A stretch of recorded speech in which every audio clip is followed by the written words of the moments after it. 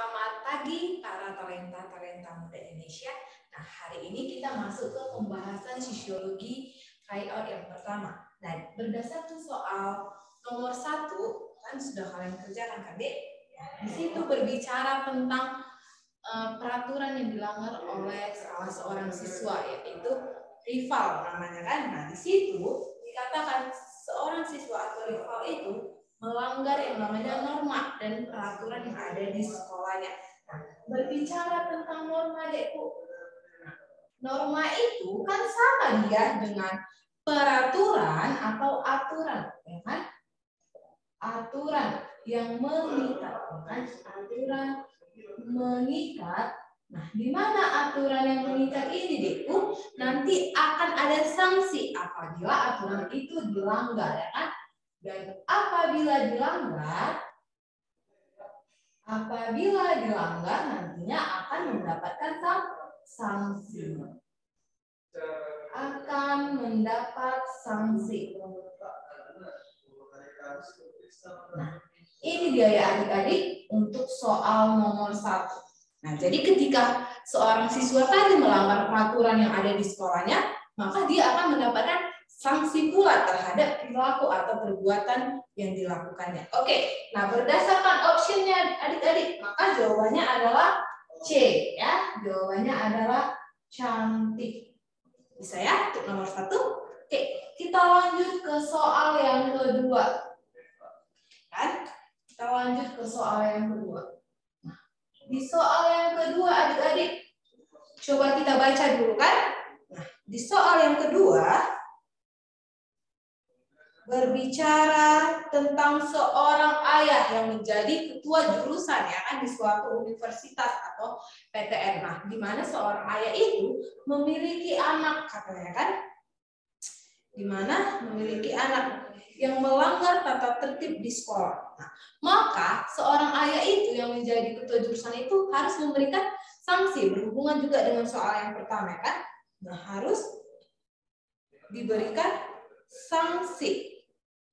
Ya kan? Nah, jadi seorang ayah memberikan sanksi kepada anaknya, di mana statusnya itu sebagai ketua jurusan. Nah, maka konflik yang terjadi atau konflik yang dialami oleh ketua jurusan itu sebagai seorang ayah disebut dengan konflik status ya, Dek. Nah, konflik status. Kenapa Kak konflik status, ya kan? Nah, karena kalau konflik status itu diartikanlah dia dengan konflik yang dialami oleh seseorang, di mana konflik itu atau statusnya itu nantinya berpengaruh terhadap kedudukannya yang dimiliki. Kan? Konflik yang dialami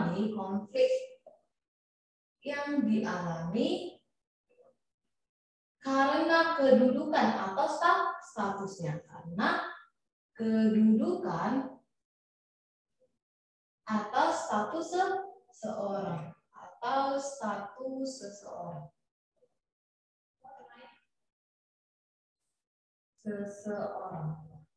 Ini dia Dedekku. Nah, maka konflik yang dialami oleh ketua jurusan tadi sebagai ayah kayak gitu ya kan, itu berpengaruh pada statusnya. Mungkin kalau dia nggak sebagai ketua jurusan, bisa jadi itu nggak menjadi permasalahan untuknya, ya kan, memberikan sanksi. Tapi karena dia ketua jurusan dan yang melakukan itu adalah anaknya sendiri, maka yang terjadi di situ pada ilustrasi itu adalah konflik status.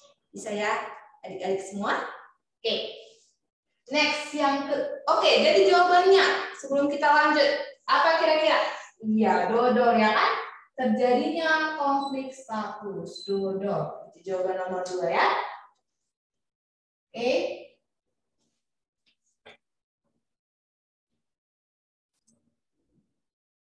Oke, kita lanjut ke pertanyaan yang ketiga. Nah, di soal yang ketiga kan adik-adik itu ditanyakan tentang bagaimana ya kan tujuan dari sosialisasi. Ketika ada seorang anak misalnya ya kan juga di soal tinggal atau bersekolah di pondok pesantren, maka sosialisasi yang terjadi bertujuan untuk apa? Seperti itu kan? Nah, Jadi ketika di pondok pesantren, maka anak itu yang pertama tujuan sosialisasi, ya kan, tujuan sosialisasinya yang pertama itu ada katanya untuk melakukan adaptasi, untuk beradaptasi. Oke. Nah, tujuan yang kedua penanaman nilai dan norma. Penanaman nilai dan norma. Yang ketiga, dia itu untuk mencegah terjadinya perilaku menyimpang. Mencegah perilaku menyimpang.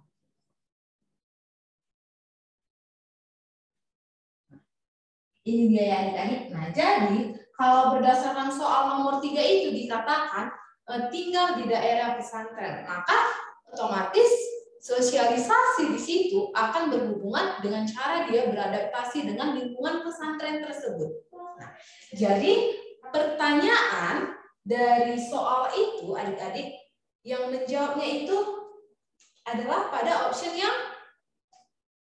yang apa? Di situ dikatakan iya, yang B ya kan? Option yang B, di mana dikatakan option yang B itu membantu ya kan seseorang untuk beradaptasi. Ini dia kan yang B. Itu dia ya tujuan sosialisasi berdasarkan ilustrasi di pertanyaan yang ketiga. Oke?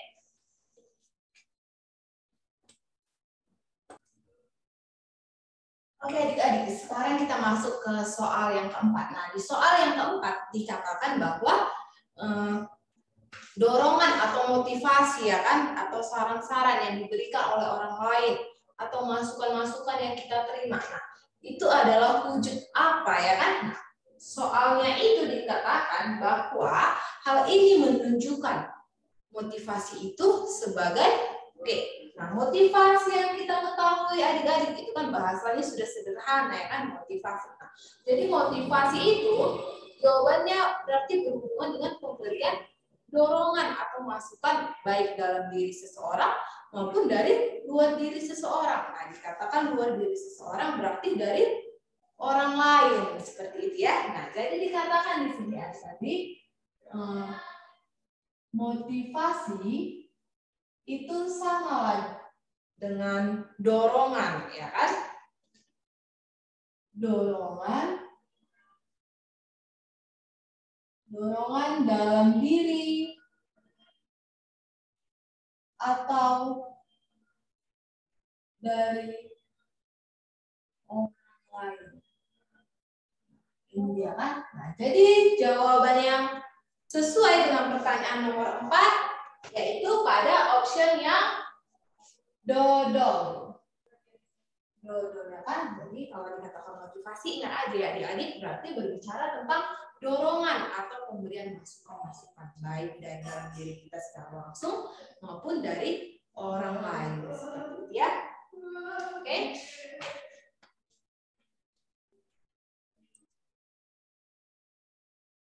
Oke, nah di nomor 5 ini adik-adik kita berbicara tentang faktor penghambat dari perubahan sosial.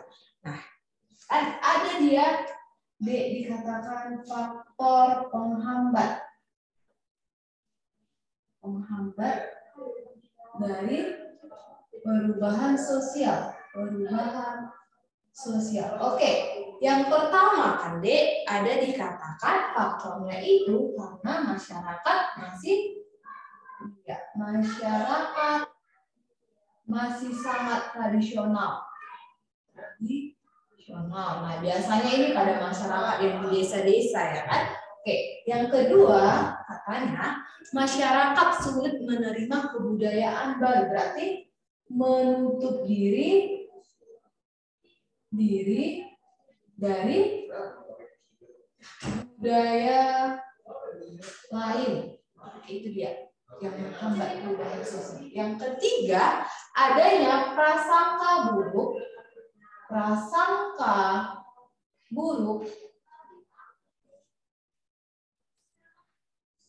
terhadap hal-hal yang baru, terhadap hal baru, ya kan, atau sesuatu yang baru. Nah, jadi mereka memiliki prasangka yang buruk terhadap hal-hal yang baru. Ini faktor penghambat perubahan sosial. Nah, jadi adik-adik, berdasarkan soal nomor 4, katanya kan masyarakat tradisional itu mereka sulit untuk menerima hal-hal yang datang dari luar, ya kan? Berarti optionnya ini yang menjadi penghambatnya adalah option prasangka terhadap hal baru, yaitu ada option yang bola. Oke, bisa ya? Oke, di nomor 6 kan ada dia berbentuk asosiatif, ada disosiatif. Itu adalah salah satu bentuk-bentuk dari interaksi sosial. Nah, di mana asosiatif ini nantinya Dekku, yaitu dia suatu bentuk kerjasama. Sedangkan si disosiatif yaitu bentuk perpecahan. Nah, maka bentuk dari asosiatif, ya kan, contohnya adalah kooptasi, ya kan, bentuk kerjasama antar organisasi. Nah, pertanyaan soal kita di nomor 6 adalah tentang organisasi, katanya bentuk interaksi asosiatif pada organisasi itu adalah jawaban dari si kooptasi. Entok, ya kan? Oke, bisa ya adik-adik untuk nomor 6. Oke, next kita ke nomor 7.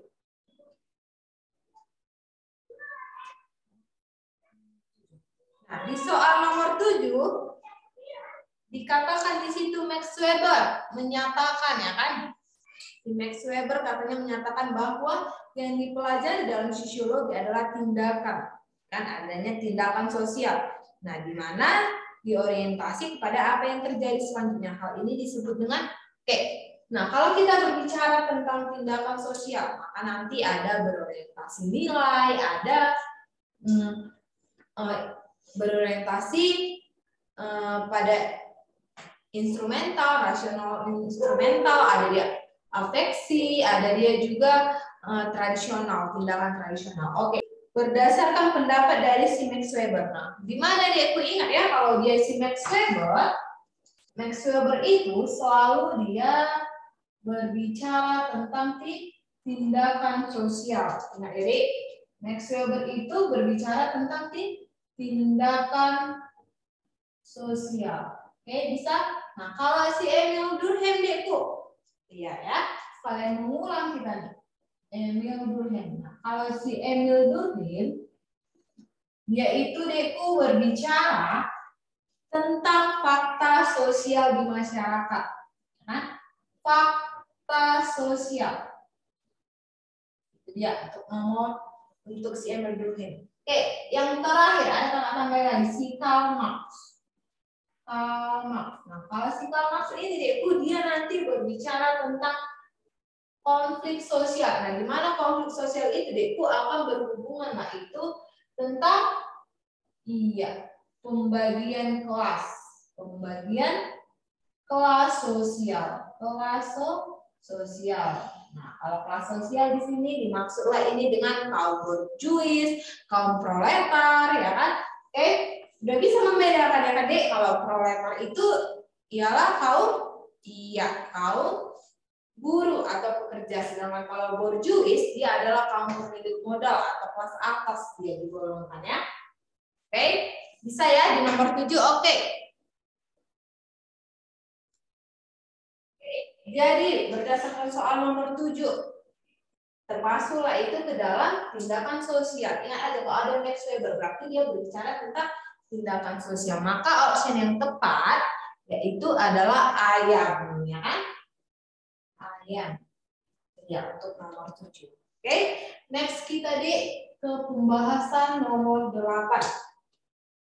Nah, di pembahasan nomor 8 ini dia berbicara tentang gosip, ya kan? Gosip atau desas-desus. Nah, gosip atau desas-desus ini kan, dia berguna untuk sebagai apa? Ya kan? Oke. Jadi gosip atau desas-desus itu adalah salah satu bentuk dari penyimpangan sosial, oke ya. Berarti kita masuk ke bentuk pengendalian sosial. Bentuk pengendalian sosial. bentuk pengendalian sosial. Yang pertama itu ada dia dikatakan sebagai gosip atau desas-desus. Oke. Yang kedua bentuknya itu ada dia hukuman. Yang ketiga dia ada dari agama. Yang keempat ada teguran. Yang terakhir ada dia disebut dengan persuasi. Ya kan? Dipengaruhi seseorang itu agar tidak melakukan penyimpangan. Jadi jawaban yang paling tepat yaitu pada option yang ke bola, ya kan? Desas-desus adalah bentuk dari pengendalian sosial atau pengendalian penyimpangan. Next kita ke nomor 9. Oke. Nomor 9.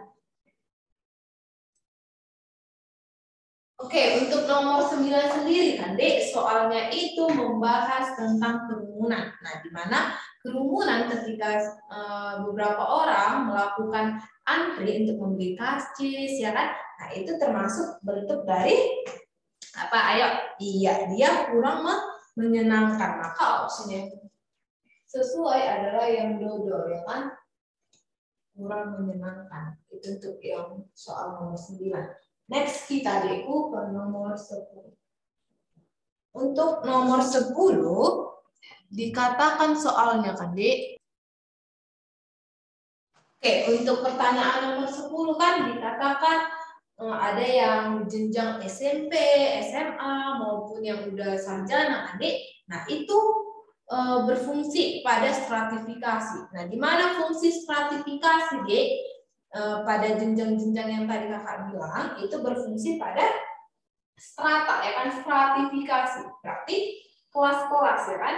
Maka dari option yang A, B, C, D, E, maka yang paling cocok berbicara tentang stratifikasi adalah yang dodol. Nah, apa itu yang dodol? Katanya penempatan masyarakat pada strata sosial yang tepat, ya kan. Nah, di situ dikatakan kan, Dek, menempatkan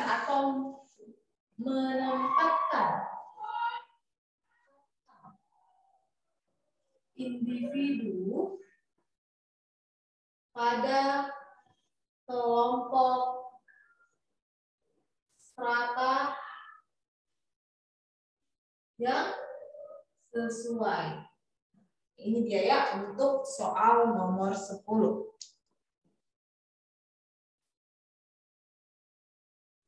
Oke, sekarang kita masuk ke soal yang 11.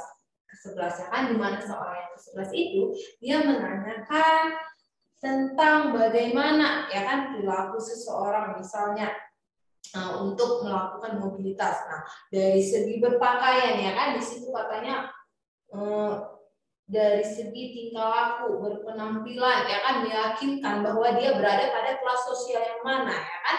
Nah, itu merupakan cara mobilitas sosial dalam bentuk, nah kalau dia penampilan terus tingkah lakunya, maka option yang sesuai yaitu pada option yang B, ya kan. Ada dikatakan di situ membahas tentang cara bertingkah laku,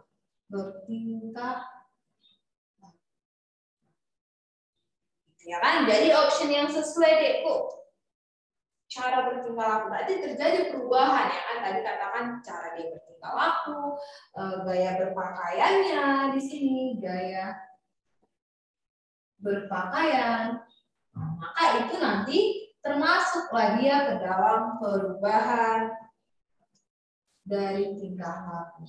Itu opsi yang paling cocok adalah bola, perubahan tingkah laku. Ya.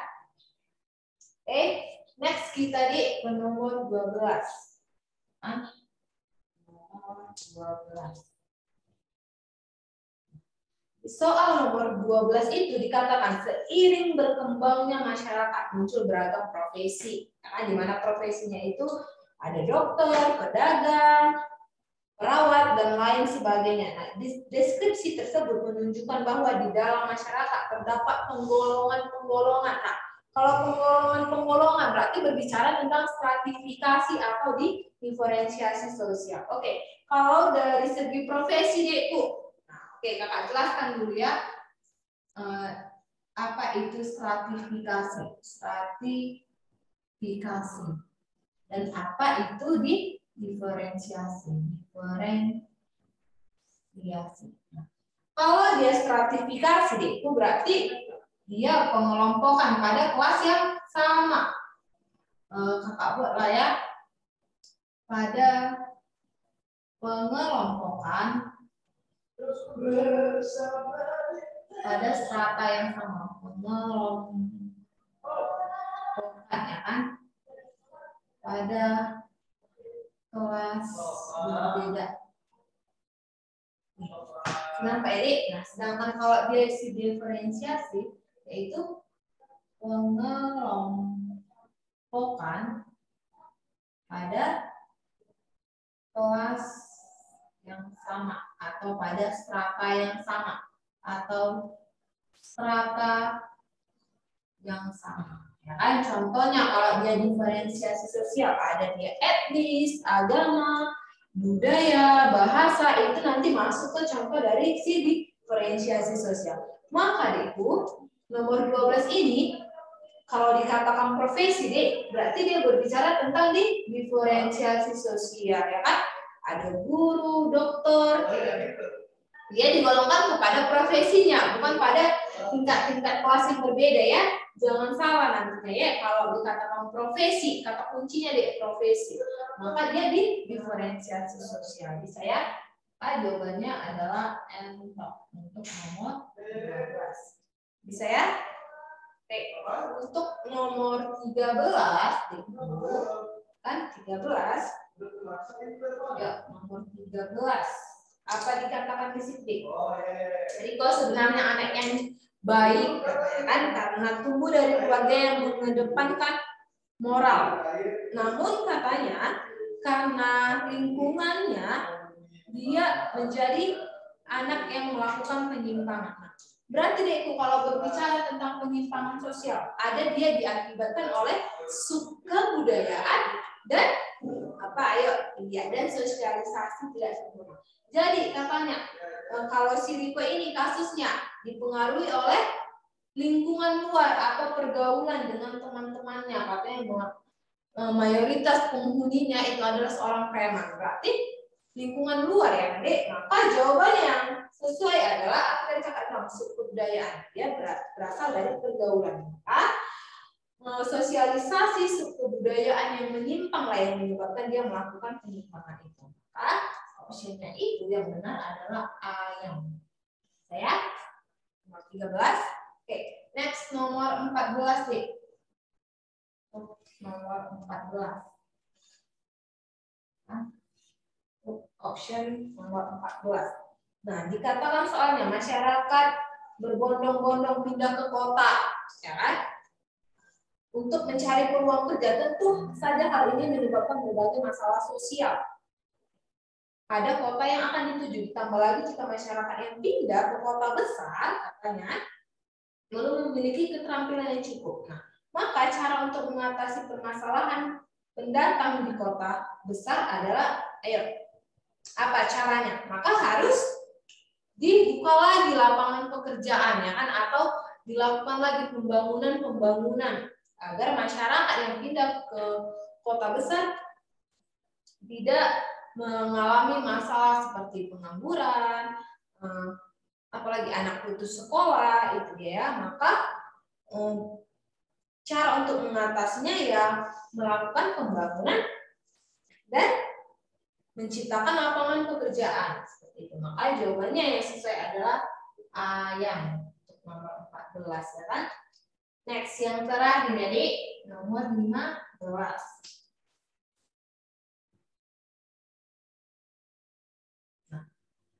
Nampak ya? Nah, di nomor 15 ini, Dek, dikatakan ya kan? Bentar kakak baca soalnya dulu ya. Oke, di nomor 15 dikatakan ya kan, ada di situ perhatikan peristiwa berikut. Ada Perang Dunia Kedua, ada bencana tsunami, penemuan mesin uap, transmigrasi, dan revolusi Prancis. Oke, Dek. Nah, kalau dikatakan faktor penyebab perubahan sosial yang internal, kalau internal kan berarti dia pengaruh dari dalam, itu kan. Kalau dia eksternal kebalikannya seperti itu kan, berarti perubahan sosial itu dipengaruhi dari luar kayak gitu. Nah, yang ditanya di sini adalah yang termasuk dalam perubahan sosial internal. Maka yang D adalah nomor 3, penemuan mesin uap, transmigrasi yang ditetapkan oleh pemerintah, dan revolusi Prancis. Ya, jadi jawaban yang paling tepat di situ, ingat aja kok dari luar ya kan, adalah N-top.